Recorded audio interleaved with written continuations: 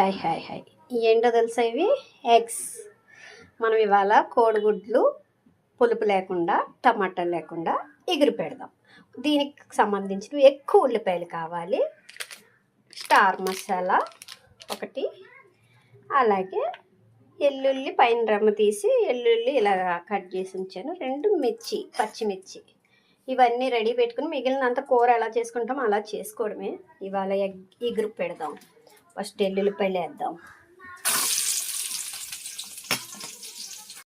కోడిగుడ్లు కూడా రెడీ చేసి వేపుతున్నాను. ఇలాగా ఉల్లిపాయలు ఎల్లుల్లిపాయలు కలిపి కొద్దిగా కరివేపాకు వేసి వేపుతున్నానండి. ఇది బాగా వేగాలి, బాగా వేగాలి. దీంతోపాటు ఇవి కూడా లైట్గా వేపిన. ఇది ఎక్కువ వేపితే బాగోదు. కొన్ని పులుసులకి అది అయితే బాగా వేపాలి, ఎగురు కాబట్టి లైట్గా వేపాలి. స్టార్ మసాలా, ఉప్పు, కారం వేసి కొద్దిగా నీళ్ళు వేసి దగ్గరగా మగ్గించేసుకుంటే అయిపోద్ది కర్రీ. అంతే.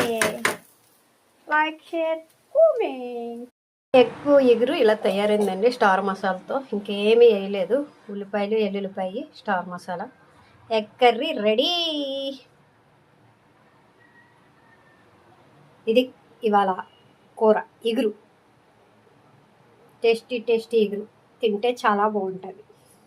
నా చేత్తో తింటే ఇంకా బాగుంటుంది.